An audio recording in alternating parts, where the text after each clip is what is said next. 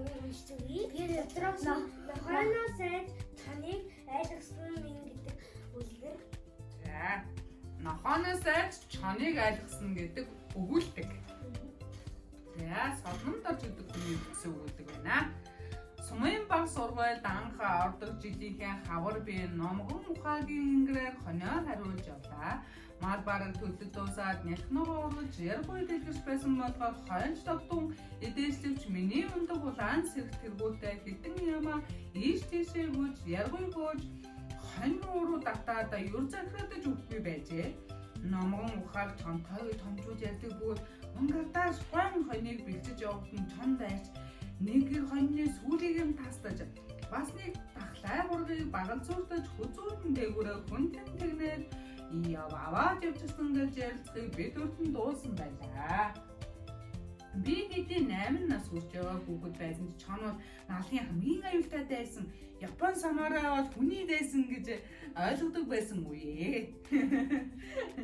Нэг харсан чинь хоньны минь цаагуур чон шогшиж яваа харагдав.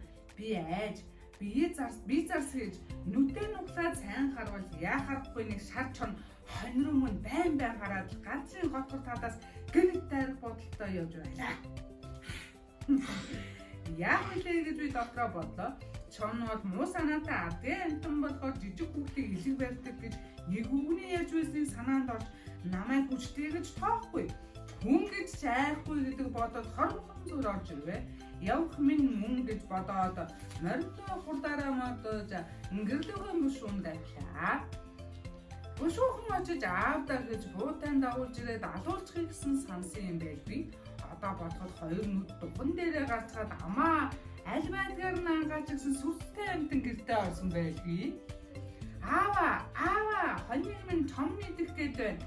Та бушуухан очиж буудаач гэж аав гэрээсээ хурд хүсэг гарч байгаа сундар дуранд цараад хэвсэн. Наац фоншн мохол хаврын туранхаа таврын байр. Аава хурдан буудаагаа идэж гар. Харваг барьж идэх гэж явж байдаг гэж хэлв. Би ч хээрийн чон гэрийн хоёрыг ялгаж таниагүйдээ ихэд идсэн боловч тэр өдөр манай айлын чүлтэн гойнхүү. Миний үерхдэх айдуу дондуугаар нохон манжуу хоёр ашгүй усан явжсан нааж боллоо. Тэр явдлын дараа хотоос манай ах ирж надад аав шиг гижигхэн бүүг баярсан гэж жигтэйхээ. Тэр рүү бас бэлтаар бууддаг. Тас хийдэл дуурдаг байсныг яан. Энэ бууга үүрэл хониндоо хариулж байдаг хэрэг гэж би дотроо бодож байлаа. Өнжөөд манай хоньны ээж болж би ч хоньоо хариулаад бэлчээд гарлаа. Зун байсан болохоор тэр өвөө хадуун шатаад би ноцороод нойр хурц байсан гэвэ. Хургаа хариулахад унтаж болохгүй шүү. Яагаад гэвэл чон ирнэ гэсэн дууг сурсан болохоор сургамж авсан байж л дээ. Нүд анилсан ч унтахгүй яваа гэх байлаа. Харин үргэлж байсан байж магадгүй. Нэг харсан чинь нөгөө чон хоньны наан цаанаас үзэгднэ. За бодсон чон ирсэн үү? Аанаа нүдээ харж чадгаруул ёстой чон мөн санагдаж байлаа. Нацгуун шар нохоо багтаа гэж бодсон гэж штеп. Гэтэл хар урдаараа наашаа дайрлаа шүү. Хоньч эргэж уцаад бөөгнөрөөд хуйлраад л сүүлээ дэдбэг нүүлэн зуглаа. Би ч яагарахгүй чон ёстой мөн гэж бодохдоо буундаа бэлтгэн суулгаад чоны зүйлдүүлэн дайраад л тавьчихсан.